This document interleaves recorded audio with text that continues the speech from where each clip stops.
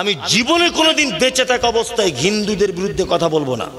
কারণ একজন হিন্দু সে জন্ম যেদিন হয় সে ধর্মীয় ভাবে স্বীকৃতি দিয়েছে যে আমি একজন হিন্দু।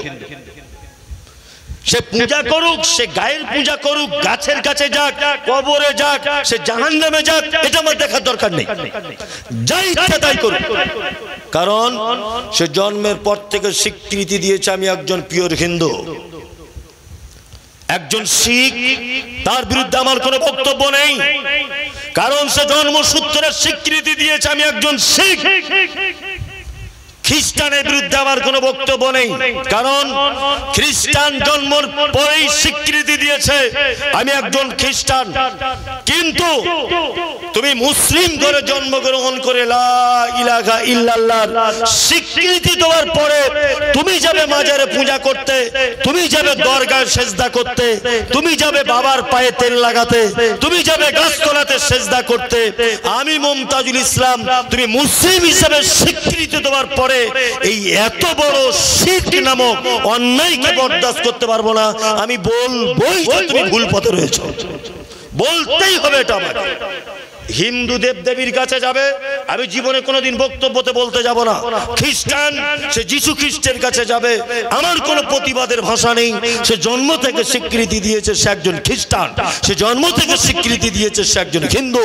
কিন্তু তুমি লা ইলাহা ইল্লাল্লাহ এইটা বলার পরে তুমি মাজারে যাবে, আমি মুমতাজুল ইসলাম তোমার মতো লোককে ছেড়ে কথা বলবো না, বলবই। কারণ তুমি লা ইলাহা ইল্লাল্লাহ বলার পরে তুমি যদি মাজারে মাথা ঠোকো, তুমি আর মুসলিম নেই। ওয়াতাসিমু বিহাবলিল্লাহি জামিআন ওয়া লা তাফাররাকু। আমার আগে হুমায়ুন ভাই বলছিলেন যে প্রতিটা মুসলিম নরনারী আল্লাহ রশিটাকে মজবুত করে ধরুক। রশি মজবুত করে ধরতে হবে, এ কথা ঠিক, কিন্তু আপনি কোন মুসলমানের সাথে এই রশি ধরবেন এটা আপনাকে জেনে নিতে হবে। আপনি যদি মনে করেন মাজার পূজারী যে রশি ধরেছে আমি মুমতাজুল আমি সেই রশি ধরবো, ওয়াতাসিমু বিহাবলিল্লাহি জামিআন ওয়া লা তাফাররাকু, এই ব্যাখ্যা এটা হলো না। কেউ যদি মনে করে আমি কোন জায়গায় সেজদা দিই আমার সাথে তোমাকে এক রশিতে থাকতে হবে, কখনোই এ কথা ঠিক নয়। ওই মুসলিমদের সঙ্গে একতাবদ্ধ হতে হবে যে মুসলিমরা তাওহীদের পক্ষে, ওই মুসলিমদের সঙ্গে একতাবদ্ধ হতে হবে। কি বললাম বুঝলেন না? তাওহীদের পক্ষে যারা, ওই মুসলিমদের সঙ্গে কি করতে হবে? একতাবদ্ধ হতে হবে। এটাই হচ্ছে ইসলাম। আপনাকে যে কথা বলছিলাম, অবশ্যই মুসলিমদের একতাবদ্ধ হতে হবে। আর আমাদের বিশেষ করে কি আশ্চর্য ব্যাপার, এসব হচ্ছে কি হচ্ছে না, বলছে মাযহাব মানতে হবে, ইমাম মানতে হবে। জিজ্ঞেস করলে এটা হয় যে তুমি কি মুসলিম, এটা কেউ জিজ্ঞেস করে না। আসসালামু আলাইকুম। ওয়ালাইকুম আসসালাম। তুমি হানাফি না রফাদাইন না খারাইজি, হাত কোথায় বাঁধো? জোরে আমিন বলো, পায়ে পা লাগাও। ও তোমরা তাহলে পায়ে পা লাগাও না, তোমরা পায়ে পা লাগিয়ে নামাজ পড়ো, জোরে আমিন বলো। ওই বাবা তোমরা তো ইহুদি। সঙ্গে সঙ্গে কি বললাম বুঝলেন না? এইসব হচ্ছে কি হচ্ছে না? আমার মাথায় ঢোকে না যে এরা কি কোরআন পড়ে না? আল্লাহু আকবার। এখানে তো সব আলেম বসে আছে, বড় বড় আলেম। আমি শুধু বক্তা, আমি বড় আলেম নয়। আল্লাহ পবিত্র আল কোরআনে বলছেন, ইয়া আইয়ুহাল্লাযীনা আমানু, এই তোমরা যারা ঈমানের স্বীকৃতি প্রদানকারী, শোনো, আতিউল্লাহ ওয়া আতিউর রাসূল, তোমরা আল্লাহ এবং তার রাসূলকে আনুগত্য করে চলো। ও উলিল আমরি মিনকুম, যারা বলছে মাযহাব ধরতে হবে, পীর ধরতে হবে, বা কারুর শরণাপন্ন হতে হবে, তাছাড়া জান্নাত যাওয়া যাবে না, তাদের একটাই দলিল, ও উলিল আমরি মিনকুম, একটাই দলিল। আল্লাহ বলেছে উলিল আমরদের মানতে হবে। আচ্ছা, এখানে একটা কথা আপনাদেরকে বলে রাখছি, আল্লাহ নিজের আনুগত্য এবং রাসূলের আনুগত্যের ব্যাপারে বলছেন আতিউল্লাহ ওয়া আতিউর রাসূল। আতিউ শব্দ ব্যবহার করছেন, আনুগত্য করো আল্লাহ এবং তার রাসূলের ব্যাপারে। তারপরে বলছেন উলিল আমরি মিনকুম। এবং উলিল আমরের। উলিল আমর বলতে কারা? না, ব্যাখ্যা করছে উলিল আমরে মানে বড় হুজুর আব্দুল কাদের জিলানী, আবার দাদা হুজুর, বসিরহাটের হুজুর, মুর্শিদাবাদের অমুক হুজুর। আর উলিল আমরে মানে ইমাম আবু হানিফা। উলিল আমরে মানে যে যেটা আর কি মেনে চলে তার নাম বলে দিচ্ছে। উলি আমরে মানে আলা হজরত, এইসব করছে কি করছে না। আসলে এগুলো আমরা আলেম ওলামারা বোঝাতে পারিনি নাকি জানি না, আর না হলে আমরা বুঝতে চাইনি, যে কোনো একটা। উলি শব্দটা বহু বচন। কি বললাম? বহু বচন। এক। দুই, তারপরে আল্লাহ শব্দ ব্যবহার করছেন মিনকুম। পবিত্র এই আয়াতটার ব্যাখ্যা বিশ্লেষণ যে এত গভীরতা আছে, আপনি অবাক হয়ে যাবেন। মিনকুম শব্দ পবিত্র আল কোরআনে যেখানে যেখানে যেখানে আল্লাহ বলেছেন, প্রতিটা জায়গায় জীবিত মানুষের জন্য মিনকুম শব্দ ব্যবহার করা হয়েছে। একটাও মৃত্যু মানুষের জন্য মিনকুম শব্দ ব্যবহার করা হয়নি। পবিত্র আল কোরআনে রমজানের ব্যাপারে আয়াত অবতীর্ণ হয়েছে। ফামান কানা মিনকুম মারিজান আও আলা সাফারিন ফাইদ্দাতুম মিন আইয়ামিন উখর ওয়া আলাল্লাযিনা ইউতিকুনাহু ফিদিয়াতুন তুআমুন মিসকিন। আল্লাহ বলছেন, ইয়া আইয়ুহাল্লাযিনা আমানু, তোমরা যারা ঈমানের স্বীকৃতি প্রদানকারী, কুতিবা আলাইকুমুস সিয়াম, তোমাদের উপরে সিয়াম ফরজ করা হয়েছে। কামা কুতিবা আলাল্লাযিনা মিন ক্বাবলিকুম, যেমন তোমাদের পূর্ববর্তীদের কাছে ফরজ করা হয়েছিল। লাআল্লাকুম তাত্তাকুন, যাতে করে তোমরা পরেজগার, আল্লাহ ভীতি তোমাদের অন্তরে তৈরি হয়। আইয়ামাম মা'দুদাতিন, এটা হাতে গোনা কয়েকদিনের জন্য। ফামান কানা মিনকুম মারিজান, এর মধ্যে যদি তোমাদের ভিতরে কেউ যদি অসুখে পড়ে যায়, আও আলা সাফারিন, যদি কেউ সফর অবস্থায় থাকে, ফাইদ্দাতুম মিন আইয়ামিন উখর, তাহলে সে যেন অন্য দিনে গণনাটা পূর্ণ করে দেয়। তাই তো? এইবারে বলছি, আল্লাহ বলছে ওমান কানা মিনকুম মারিজান, তোমাদের মধ্যে যদি কেউ অসুখে যদি পড়ে যায়। বলুন তো, এখানে আল্লাহ মৃত্যু মানুষের ব্যাপারে আয়াত বলছেন না জীবিত মানুষদের ব্যাপারে বলছে? যারা রমজান মাসে জীবিত আছো, রোজা করতে করতে অসুস্থ হয়ে গেছো, তাদের ব্যাপারে আল্লাহ বলছেন, তাই না? আল্লাহ সুবহানাহু ওয়া তাআলা বলছেন উলিল আমরি মিনকুম, তোমাদের মধ্যে বর্তমানে যারা উলিল আমর আছে, তোমরা তাদের আনুগত্য করো বা তাদের শরণাপন্ন হও। তাদের কাছে যদি সমস্যার সমাধান না মেটে, ফাইন তানাজাতুম ফীহি শাইউন ফারুদ্দু ইলাল্লাহি ওয়া রাসূল, তাহলে তোমরা আল্লাহ এবং তার রাসূলের দিকে প্রত্যাবর্তন করো, এতেই তোমাদের জন্য কল্যাণ রয়েছে। এইবার আমি একটা কথা বলছি, যারা বলছে, জিজ্ঞেস করলে তুমি কোন মাযহাবের, বলছে আমি আবু হানিফাকে মানি, বলছে না? তুমি যদি নিজে বলো যে আমি শুধু আবু হানিফাকে মানি, আমি মুমতাজুল ইসলাম বলছি তুমি কোরআনের এই আয়াতের সঙ্গে গাদ্দারি করছো। কারণ আল্লাহ বহু বচন ব্যবহার করেছে উলি, অনেক এইরকম উলিল আমর থাকতে পারে। তুমি কেন ইমাম আবু হানিফাকে ধরে বসে আছো, এটা আগে বলো। ওই জন্য আমরা যারা আহলুল হাদিস বা সহিহ হাদিস এবং কোরআন মান্যতা দিই, আমাদের দাবি ইমাম আবু হানিফার কথাও যদি মুহাম্মদ সাল্লাল্লাহু আলাইহি ওয়াসাল্লামের কথা হয়, ইমাম শাফির কথা যদি মুহাম্মদ সাল্লাল্লাহু আলাইহি ওয়াসাল্লামের কথার সঙ্গে মিলে যায়, ইমাম মালিকের কথা যদি মুহাম্মদ সাল্লাল্লাহু আলাইহি ওয়াসাল্লামের কথার সঙ্গে মিলে যায়, ইমাম আহমদ বিন হাম্বলের কথা যদি মুহাম্মদ সাল্লাল্লাহু আলাইহি ওয়াসাল্লামের কথার সঙ্গে মিলে যায়, আমরা বিন্দু মাত্র পিছপা হব না। ইমাম আবু হানিফা হোক, যেই হোক, তার কথা যদি মুহাম্মদ সাল্লাল্লাহু আলাইহি ওয়াসাল্লামের সঙ্গে মিলে যায়, ইনশাআল্লাহ আমরা মানতে বাধ্য, ইনশাআল্লাহ বাধ্য মানতে। ওই জন্য সারা পৃথিবীতে একটি মাত্র দলের মানুষ রয়েছে বা মাযহাবের মানুষ রয়েছে, একটি মাত্র আকীদার মানুষ রয়েছে, যারা পাগলের কথাকেও প্রাধান্য দেয় যদি সেই পাগলের কথা মুহাম্মদ সাল্লাল্লাহু আলাইহি ওয়াসাল্লামের কথার সঙ্গে মিলে যায়। আর আমরা এই রকম নয়, বাপদাদা 14 পুরুষ আবু হানিফাকে মেনে এসেছে, আমাকেও আবু হানিফাকে মেনে চলতে হবে। বাপদাদা 14 পুরুষ ইমাম শাফিকে মেনেছে, আমাকে ইমাম শাফিকে মেনে চলতে হবে। এটা গাধা ছাড়া আর কেউ নয়। এই গাধায়ের মাথায় গোবর ভরা আছে। আপনাকে আর একটা হাসির কথা বলি, হাসবেন ধীরে ধীরে। এক, ইনি পীর পূজা করেন, আমি বোঝানোর জন্য বলছি, সব ধরে নেন ইনি পীর পূজা করেন, ধরে নেন। ওনাকে আপনি জিজ্ঞাসা করবেন আপনি কোন ইমাম মানেন, বলবে ইমাম আবু হানিফাকে মানি। ইনি দেওবন্দি করেন, ওনাকে জিজ্ঞেস করবেন যে আপনি কোন ইমাম মানেন, ওই এক চান্সে বলবে আমি ইমাম আবু হানিফাকে মানি। ইনি চিস্তিয়া, আপনি জিজ্ঞাসা করুন তুমি কোন ইমামকে মানো, বলবে ইমাম আবু হানিফাকে মানি। উনি তবলিগ জামাতের লোক, আপনি জিজ্ঞাসা করুন এই তুমি কোন ইমামকে মানো, বলবে আমি ইমাম আবু হানিফাকে মানি। তাহলে চিস্তিয়া আবু হানিফা, পীর আবু হানিফা, দেওবন্দি আবু হানিফা, বেরেলি আবু হানিফা, তবলিগ আবু হানিফা, সবাই বলছে তো আবু হানিফা।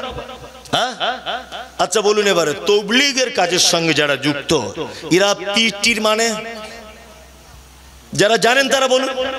মানে না। দেওবন্দিরা মানে, মানে না। মানে কারা? হ্যাঁ, বেরলভী, ওরাও তো বলছে আবু হানিফাকে মানি। তাহলে আমার প্রশ্ন হচ্ছে যে আবু হানিফা 2 নম্বরই লোক ছিলেন না, এরা সব 2 নম্বরই? কোনটা? একই মুখে আবু হানিফা রকম কথা বলেছে। এও বলছে আবু হানিফাকে মানি, বেরেলি বলছে আবু হানিফাকে মানি, চিস্তিয়া বলছে আবু হানিফাকে মানি, তবলিগ বলছে আবু হানিফাকে মানি। সবাই যদি আবু হানিফাকে মানে, দেওবন্দি পীরের বিপক্ষে, ভালো করে বুঝবেন, তবলিগ পীরের বিপক্ষে, বেরেলি এ পীরের পক্ষে। তা সবাই যদি আবু হানিফাকেই মানে, তাহলে আবু হানিফা এক মুখে রকম কথা বলেছেন, এটা আমার জানতে ইচ্ছা করছে। তিনি ভুল ছিলেন না, ওনার নামে মিথ্যা অপবাদ দিয়ে ভুল রটনা করা হয়েছে। কি বললাম বুঝলেন না? এগুলো অবাক করা।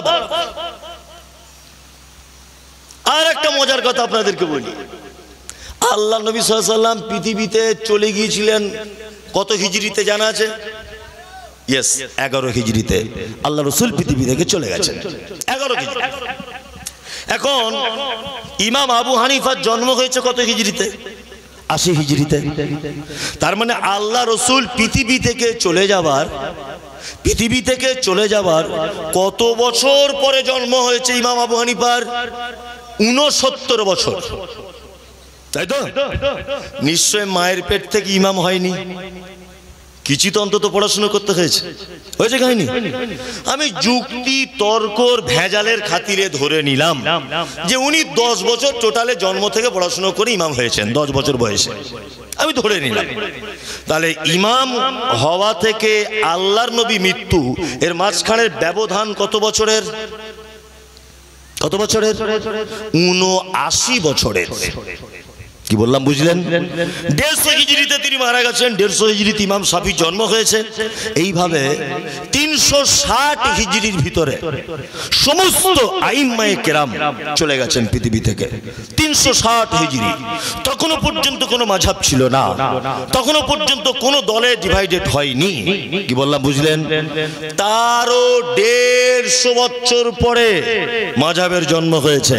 তার মানে মুহাম্মদ সাল্লাল্লাহু আলাইহি ওয়াসাল্লামের মৃত্যুর 450 বছর পরে মাযহাবের জন্ম হয়েছে।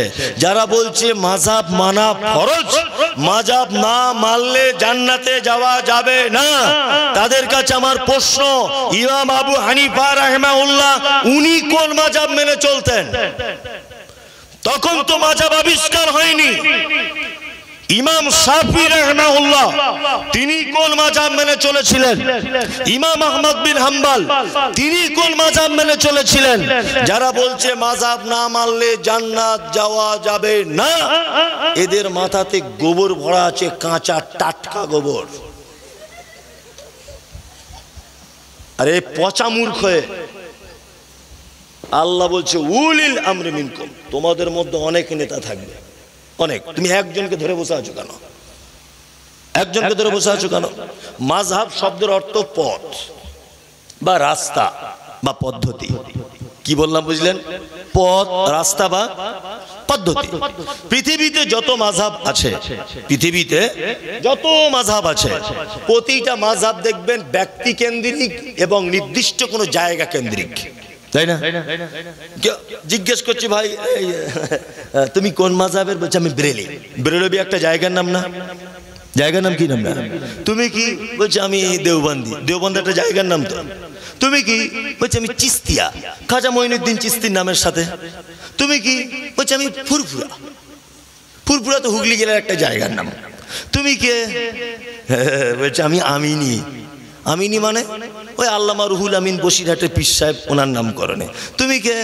বলছে আমি বাগমারি। বাগমারি মাঝাম আছে, আপনি দাঁত বার করে এসে দিলেন। বাগমারি আছে, কি বললাম বুঝলেন না? বাগমারি কোথায়? না কলকাতায়। তুমি কে? আমি আজানগাছি, এটা কলকাতা একটা জায়গা। তুমি কে? বলছে আমরা আজমিরি। আজমির একটা জায়গার নাম। আমি বলছি এ কত বড় মূর্খ, পচা মূর্খ। আমাদের রাস্তা সোজা করে দিয়েছেন মুহাম্মদ সাল্লাল্লাহু আলাইহি সাল্লাম। মুহাম্মদ সাল্লাল্লাহু আলাইহি সাল্লামের রাস্তা ছাড়া যদি আমি গাড়ি ঘুরিয়ে দেওবন্দের দিকে যাই, আমি গাড়ি ঘুরিয়ে বেরেলির দিকে যাই, আমি গাড়ি ঘুরিয়ে ফুরফুরার দিকে যাই, বলুন তো ও রাস্তা কি জান্নাত পর্যন্ত পৌঁছাবে বলে মনে হয়? কখনোই নয়, হতেই পারে না। আশ্চর্য ব্যাপার। দেওবন্দ একটা জায়গার নাম, ওটা মাযহাব হতে যাবে কেন? ফুরফুরা একটা জায়গার নাম, ও মাযহাব হতে যাবে কেন? চিস্তি, খাজা মঈনুদ্দিন চিস্তি নামের একটা উপাধি, ও কেন নির্দিষ্ট ব্যক্তি মাযহাব হতে যাবে? এর কি পাগলেও তো বোঝে এগুলো। আপনি শিক্ষিত মানুষ বুঝতে পারছেন না? বাপ দাদা 14 পুরুষ করে এসেছে হুজুর, তাহলে কি তারা সবাই ভুল? হতে পারে ভুল, হতে পারে। আপনার বাপের কথা যে সব ঠিক, এটা কি ঠিক নাকি? ভুল হতেও পারে। আল্লাহ সুবহানাহু ওয়া তাআলা বলছেন ইত্তাবিউ, তোমরা আনুগত্য করো। বা উনজিলা ইলাইকুম মির রাব্বিকুম, রবের পক্ষ থেকে যেটা অবতীর্ণ করা হয়েছে। রবের পক্ষ থেকে কি এসেছে? কি? কোরআন। ওয়ালা তাত্তাবিউ মিন দুনিহি আউলিয়া কলিলাম মা তাযাক্কারুন।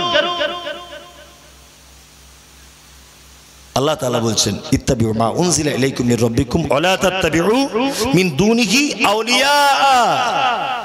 আর একটা কথা মাথায় রেখে দিও, তোমরা আউলিয়াদের আনুগত্য করো না। এই আপনাদেরকে কয়েকটা কথা আমি জিজ্ঞাসা করছি, খুব বুঝে উত্তর দেবেন। আচ্ছা,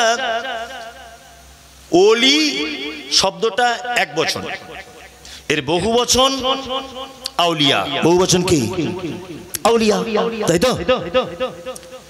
ওলি শব্দের অর্থ অভিভাবক। কি বললাম বুঝলেন? ওলি মানে অভিভাবক। আচ্ছা বলুন, আমাদের অভিভাবক কে? অভিভাবক, আমি একজন অভিভাবক। আমার এক ছেলে এক মেয়ে। আমার ছেলের স্কুলের প্যান্ট ছিঁড়ে গেছে, কাকে বলবে? আমাকে বলবে। আমার মেয়ের ব্যাগ ছিঁড়ে গেছে, বলবে কাকে?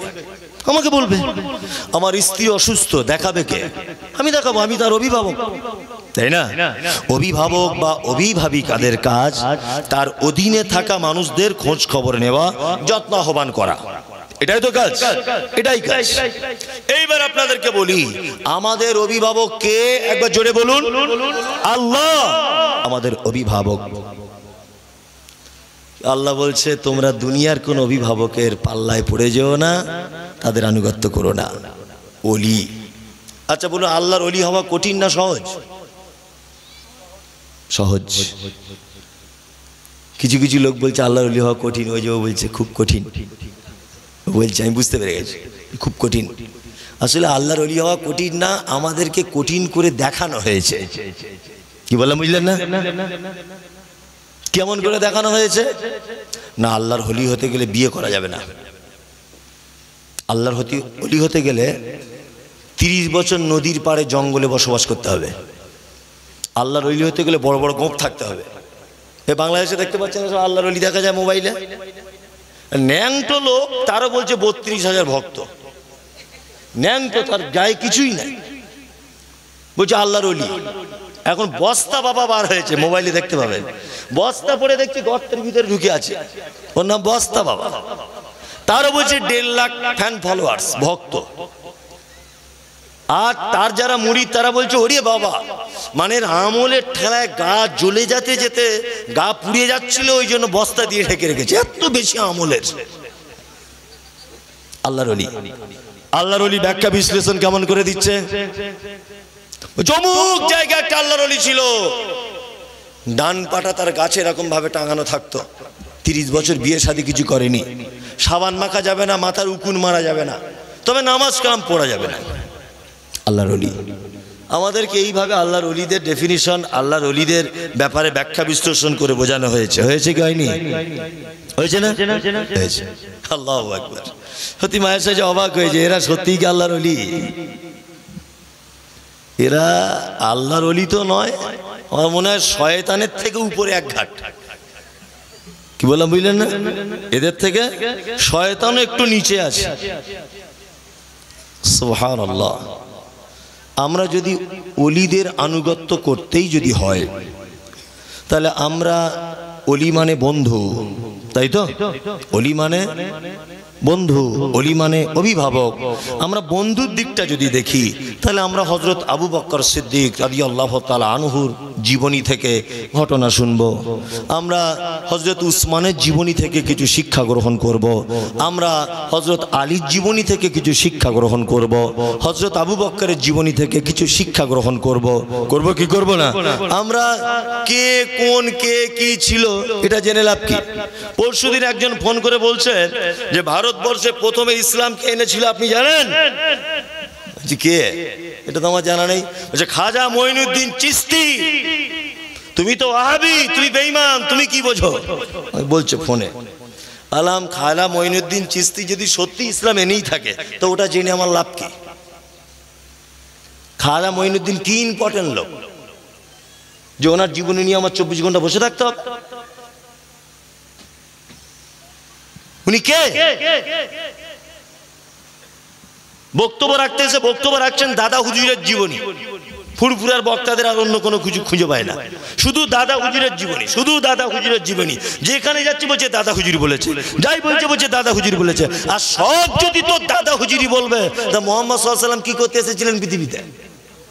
হ্যাঁ, সব যদি তোর পীরই বলবে, সব যদি তোর ইমামই বলবে, সব যদি তোর হুজুরই বলবে, তা মুহাম্মদ সাল্লাল্লাহু আলাইহি ওয়াসাল্লামকে পৃথিবীতে কেন পাঠানো হয়েছিল? তোর হুজুরকে দিয়ে শেষ করে দেওয়া হতো।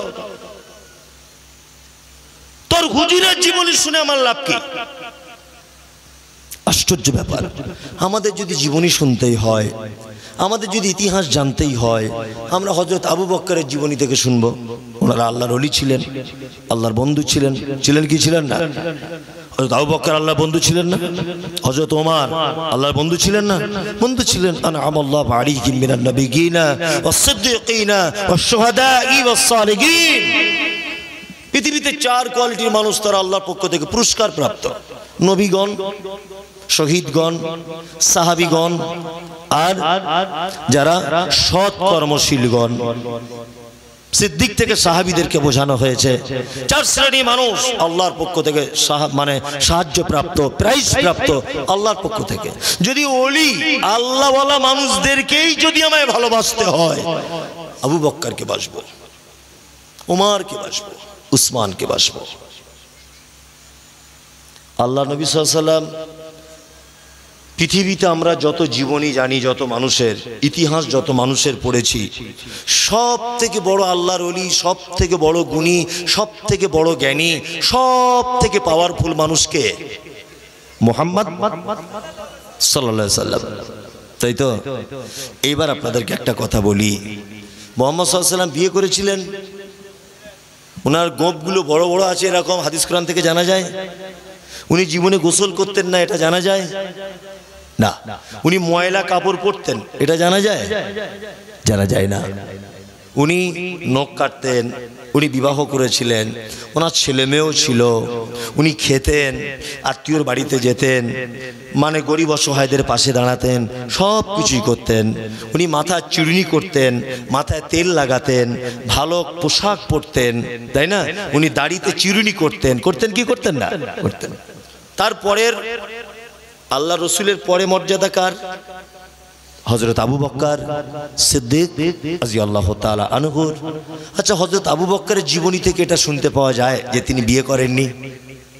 যায়। ওনার জীবনী থেকে এটা পাওয়া যায় যে ওনার এত বড় বড় গোঁফ ছিল, উনি নোংরা কাপড় পরতেন জানা যায় উমারের জীবনী থেকে, উসমানের জীবনী থেকে, আলীর জীবনী থেকে, রাদিয়াল্লাহু তাআলা আনহুম আজমাইন, একটা সাহাবীদের জীবনী থেকে এটা দেখতে পাওয়া যায় না।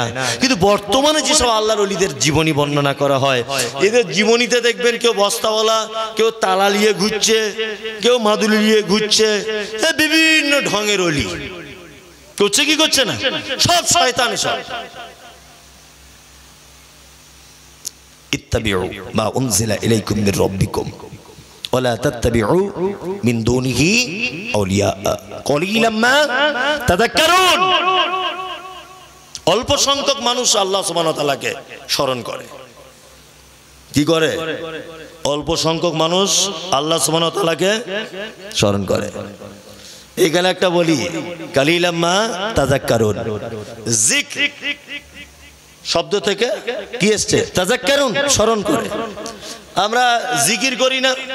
জিকির মানে কি জানা আছে কারো? জিকির মানে ওই যে লা ইলাহা ইল্লাল্লাহ, লা ইলাহা ইল্লাল্লাহ, লা ইলাহা ইল্লাল্লাহ।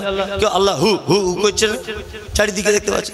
আর বাংলাদেশে তো মানে 2 নম্বরিতে আর ভাঁওতাবাজিতে আর ইসলাম নিয়ে খেলাতে 1 নম্বর।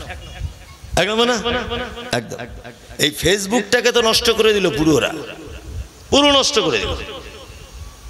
স্বামী তার স্ত্রীর ব্লাউজের মাপ নিচ্ছে, ওটা ফেসবুকে ক্যামেরা করে ওই কি রিল ভিডিও নাকি রিলস ভিডিও ওই তৈরি করছে। মা ওপেন ব্লাউজ খুলে বাচ্চাকে দুধ পান করাচ্ছে, দেখাচ্ছে। কি আশ্চর্য ব্যাপার! বোরকা পরে, আমি তো মানুষ, রক্ত মাংসের মানুষ, বোরকা পরে মুখ ঢেকে বলছে আমার বয়স 28 বছর, ঢাকাতে আমার 4টে ফ্ল্যাট আছে, ভালো ছেলে খুঁজছি, কেউ আছেন? দেখেন না এগুলো? হ্যাঁ, ভালো ছেলে খুঁজছি, কেউ আছেন? খুব হ্যান্ডসাম হতে হবে, দেখতে যেন খুব সুপুরুষ হয়। হ্যাঁ, সব বাংলাদেশ, সব বাংলাদেশ। যত ভণ্ডামি, জলসায় স্টেজের উপরে উঠে যাচ্ছে, বক্তার ঘাড়ে উঠে যাচ্ছে, এসব দেখতে পাওয়া যায় না? তাহিরি টাহিরি না কি কোথায় আছে, সব পাগড়ি টাগড়ি বেঁধে করে জিকির। জিকির শব্দের অর্থ এরকম নয় আল্লাহ আল্লাহ আল্লাহ, এসব জিকির না, বদমাইশি। জিকির শব্দের অর্থ স্মরণ করা। কি করা? স্মরণ করা। আচ্ছা, স্মরণ কেমন করে করতে হয় এটা জানা আছে? জানা নেই। আমি কলকাতায় কাজে গেছি, আমার বাড়ি কালিয়াচক, আমি কলকাতায় কাজ করি।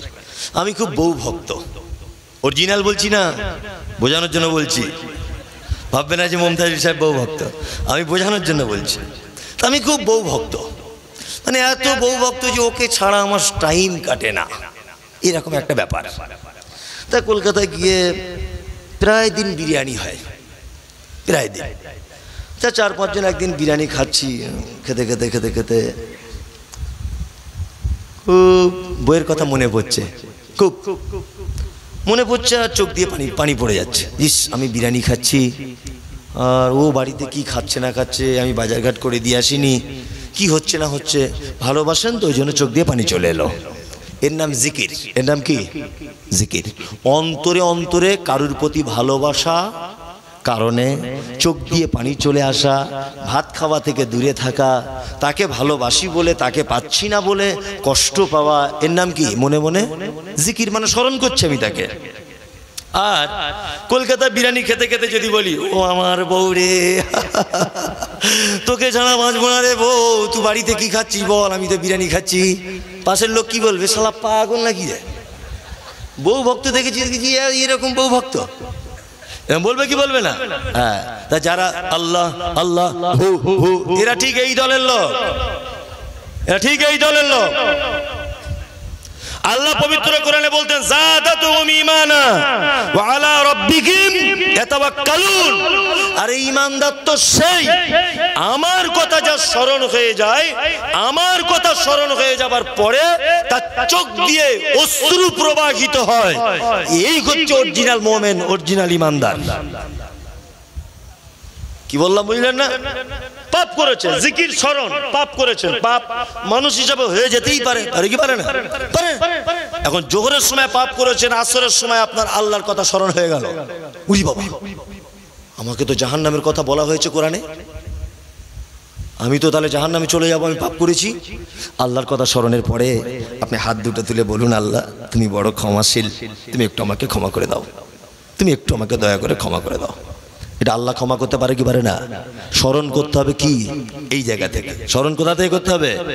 এই জায়গাটা থেকে স্মরণ করতে হবে। আল্লাহু আকবার। পবিত্র আল কোরআন আল্লাহ বলছে খুব অল্প সংখ্যক মানুষ আমাকে স্মরণ করে, কালিলাম মা তাযাক্কারুন, অল্প সংখ্যক মানুষ। আমি এতগুলি কথা বলার পরে মূল দুটি কথাতে আবার পুনরায় ফেরত আসছি। এক, আচ্ছা আমাদের আনুগত্য করতে হবে কাকে? পবিত্র আল কোরআনকে। আনুগত্য করতে হবে কাকে? মুহাম্মদ সাল্লাল্লাহু আলাইহি ওয়াসাল্লামকে, তাই তো? আমাদের অভিভাবক কে? কে? আল্লাহ। মূল কথা তিনটে, তাই তো? আমাদের আনুগত্য করতে হবে কোরআন, আল্লাহর, দুই মুহাম্মদ সাল্লাল্লাহু আলাইহি ওয়াসাল্লামের হাদিস, আর আমাদের অভিভাবক কে? আল্লাহ। এইবার আপনাদেরকে কয়েকটা কথা বলে দিই। আচ্ছা, আমার আগে যিনি বক্তব্য রাখছিলেন হুমায়ুন ভাই, উনি বারবার একটা কথা বলছিলেন যে মুসলিমদের অধঃপতনের কারণ কি? আমাদের সবাইকে একতাবদ্ধভাবে থাকতে হবে। এই যে কথাটা একতাবদ্ধভাবে থাকতে হবে, এ কথা ঠিক, একেবারেই ঠিক। তবে আমি এ কথার পক্ষে খুব বিশেষভাবে দৃঢ়তার সাথে বিশ্বাস করি না। যদি বলছেন কেন? আমাকে অনেকজন গালাগালি দেয়, অনেকজন ফোন করে SMS করে প্রচুর গাল।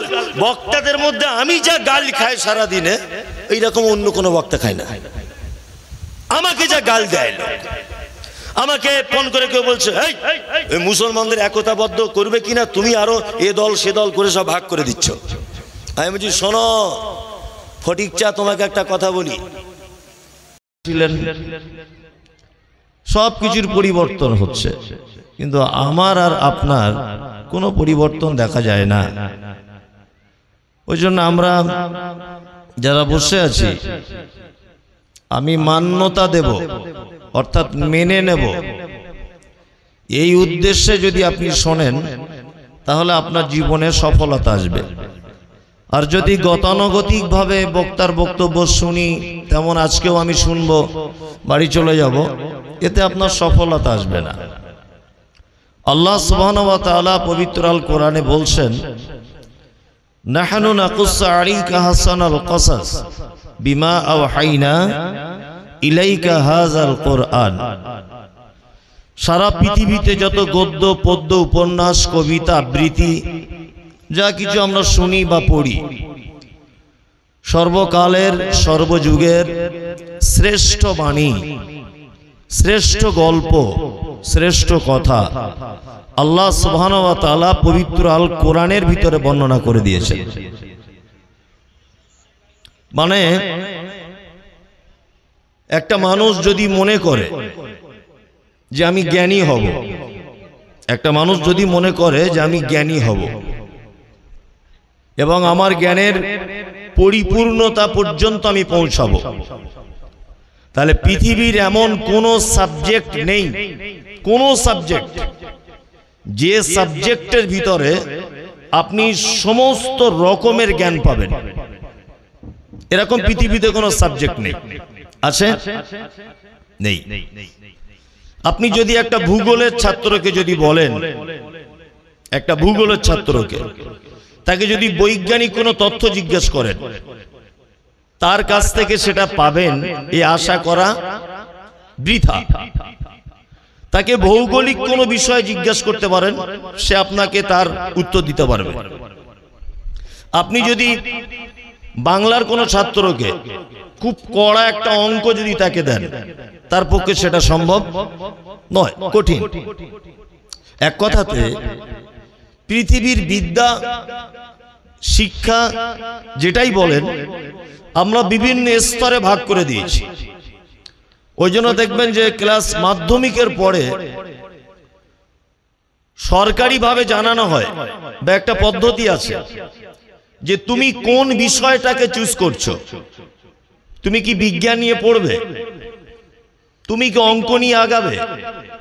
তুমি কি ভূগোল নিয়ে আগাবে, তুমি কি বাংলা নিয়ে আগাবে? তার মানে পৃথিবীর বুকে যত সাবজেক্ট আছে, কোন সাবজেক্ট একটা মানুষের জীবনের জ্ঞানের পরিপূর্ণতা দান করতে পারে না। একটি মাত্র কিতাব সারা পৃথিবীতে আছে, তার নাম আল কোরআন। একটা মানুষ যদি মনে করে যে আমার জ্ঞানের পরিপূর্ণতার জন্য আমি পৃথিবীর কোনো কিতাব অধ্যয়ন করব না, কোনো কিতাব আমি পড়ব না, তবু আমি সারা পৃথিবীর একজন মডেল শিক্ষিত মানুষ হব। আমি মমতাজুল ইসলামের কথা বলে যাচ্ছি, শুধু যদি একটা মানুষ কোরআন কি অধ্যয়ন করে তাহলে পৃথিবীর চরম জ্ঞানের শিখরে পৌঁছানো সম্ভব। এতে আপনি মহাকাশের জ্ঞান পাবেন, রাজনৈতিক জ্ঞান পাবেন, পারিবারিক জ্ঞান পাবেন, ম্যাথের জ্ঞান পাবেন, ভৌগোলিক জ্ঞান পাবেন। কি জ্ঞানের আপনার প্রয়োজন, সমস্ত জ্ঞান তিবিয়ান আলী কুল্লি সেই, সমস্ত ব্যাপারে পুঙ্খানুপুঙ্খভাবে এর ভিতরে বলে দেওয়া হয়েছে।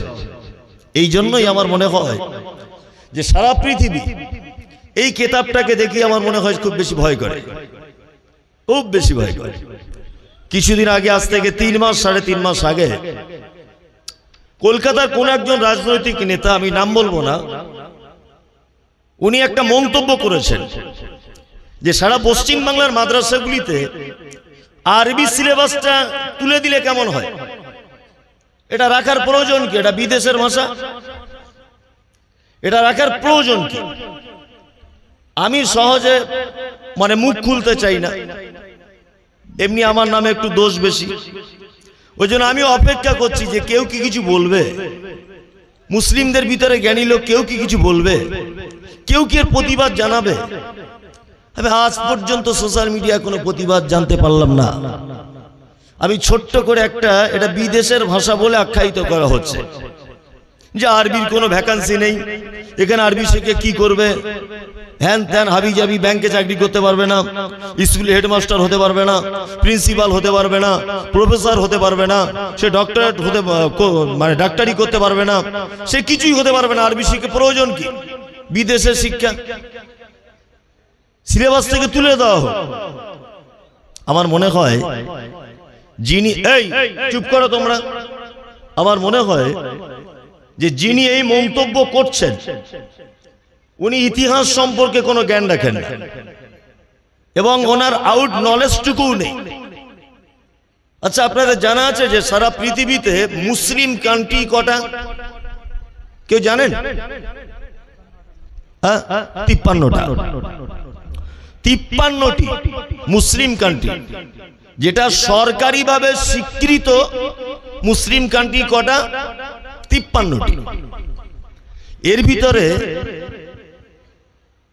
23টি দেশ আছে, 23টি। এই 53-র ভিতরে 23টি দেশ আছে যে দেশের মানুষ রাষ্ট্রীয়ভাবে ঘোষিত পিওর আরবি ভাষায় কথা বলে। 23টি দেশ পৃথিবীতে আছে পিওর আরবি ভাষাতে কথা বলে। এবার আপনাকে আমি একটা কথা বলছি, খুব মনোযোগ দিয়ে শুনবেন। আমাদের স্কুলে একটা সাবজেক্ট পড়ানো হয় সংস্কৃত, হয় কি হয় না? এই কারা কারা জানেন বলুন তো যে আমি জানি এটা স্কুলে পড়ানো হয়? সবাই জানেন? জানেন। যে সমস্ত মাস্টার মশাইরা আছেন স্টেজে বা বাইরে যারা বসে আছেন, এটা আপনাদের কাছে আমার জানতে ইচ্ছা করছে বিনীত অনুরোধ সহকারে যে আপনি আমাকে একটু জানান, সংস্কৃত এটা কোনো ভাষাই নয়, কোনো ভাষা নেই। সংস্কৃত এটা কোনো ভাষাই নয়। পৃথিবীর কোন দেশ, কোন রাজ্য, কোন গ্রাম, কোন পরিবার, কোন একজন ব্যক্তিকে আপনি প্রমাণ করুন যে ব্যক্তিটা সারা দিন সংস্কৃত ভাষায় কথা বলে। একটা দেশ তো দূরের কথা, একটা রাজ্য তো দূরের কথা, একটা জেলা তো দূরের কথা, একটা গ্রাম তো দূরের কথা, একটা পরিবার তো দূরের কথা, একজন ব্যক্তিকে আপনি খুঁজে বার করতে পারবেন না যে এই ব্যক্তিটা সারা দিন সংস্কৃত ভাষায় কথা বলে। অথচ স্কুল সিলেবাসে এটা চলছে, এর বিরুদ্ধে কোনো অভিযোগ আমাদের নেই, আছে নেই, অথচ এটা কোনো ভাষাই কোথায় চলে বলুন? কোন সারা এলাকায় একটা পরিবার আছে যে সংস্কৃত ভাষায় কথা বলে? নেই। আজব ব্যাপার। এইবার আপনাকে বলছি যে আরবি শিখে তাহলে এখানে তো চাকরি বাকরি হবে না। আমি ধরে নিলাম আমাদের দেশে আরবি শিখে চাকরি বাকরি হলো না বা হবে না, আমি ধরেই নিলাম। দেশের বর্তমানে চাকরির যে অবস্থা, রাজ্যে চাকরির যে অবস্থা, তাতে করে বেশিরভাগ মানুষ এখন প্রবাসী জীবন যাপন করছে। শিক্ষিত ছেলেরা চলে যাচ্ছে বিদেশে, যাচ্ছে কি যাচ্ছে না? তা একটা আরবি শিক্ষিত ছেলে যদি প্রবাসী হয়, তাহলে পৃথিবীর কটি দেশের ব্যাংকে, কটি দেশের বিভিন্ন অফিসে চাকরি করার ক্ষমতা রাখে? কটা? 23টি দেশে চাকরি করার ক্ষমতা রাখে। পৃথিবীতে 23টি দেশ আছে যেখানে আরবি চলছে, রাষ্ট্রীয় ভাষা তাদের আরবি। তাহলে এই দেশ থেকে যদি অন্য দেশেও সে পাড়ি দেয়, সে একটা কর্ম করে খেতে পারবে। কিন্তু আমি বলছি একটা ছেলে সংস্কৃততে এমএ করেছে, একটা ছেলে সংস্কৃতে বিশাল বড় ডিগ্রি করেছে, বলুন সে সারা পৃথিবীর কোন জায়গাতে চাকরি করবে? কোন জায়গাতে? ভারতেও কোন অফিসে সংস্কৃত কথা চলে না? চলে? কোন ডিপার্টমেন্টে আছে? নেই। তাহলে নিজের দেশে তো পেল না, পৃথিবীর অন্য কোন দেশে এ ভাষা চলে না। তার মানে যারা আমাদেরকে আরবি ভাষা বিদেশের ভাষা বলে কোণঠাসা করতে চাইছে, তারা আদৌ আরবি ভাষার ইতিহাস জানে না। কি বললাম বুঝলেন? আলহামদুলিল্লাহ, আমি সেই আরবি ভাষায় নাজিলকৃত কিতাব থেকে আমি গুটি কতক আয়াত আপনাদের সামনে তেলাওয়াত করেছি। প্রয়োজন বিশেষে আরো কিছু আয়াত আপনাদের সামনে বলবো ইনশাআল্লাহ। আমি যে সূরা তেলাওয়াত করেছি, সূরাটির নাম হচ্ছে সূরায়ে আল আরাফ। আরাফ শব্দের অর্থ হচ্ছে উচ্চ স্থান। ওই জন্য দেখবেন মোরগের ফুল মাথাতে হয়, হয় না? এটা কি নিচের দিকে হয় না উপরের দিকে হয়? উপরের দিকে হয়। এই জন্য আরবিতে মোরগের ফুলকে কি বলা হয়? এখানে জ্ঞানী মানুষরা আছেন, উরফুদ্দিক, অর্থাৎ উচ্চ স্থানের ফুল, তাই তো? আরাফ শব্দের অর্থ উচ্চ স্থান। জান্নাত আর জাহান্নামের মাঝখানে একটা ডিভাইডেড আছে, একটা প্রাচীর আছে।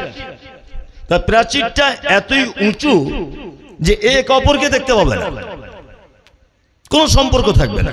আল্লাহ সুবহানাহু ওয়া তাআলা আর করে দিয়েছে। এই প্রাচীর সম্পর্কে এই সূরার ভিতরে আলোচনা করা হয়েছে আলহামদুলিল্লাহ। এক কথা আপনি জেনে রাখুন, আরাফ শব্দের অর্থ উচ্চ স্থান। আল্লাহ পবিত্র কোরআনে এই সূরার ভিতরে বলছেন আলিফ লাম মিম সাদ। পবিত্র আল কোরআনের 29টি সূরার ভিতরে এইরকম কিছু শব্দ ব্যবহার করা হয়েছে, যেমন আলিফ লাম মিম, তাহা, ইয়াসিন, কফ, আলিফ লাম র।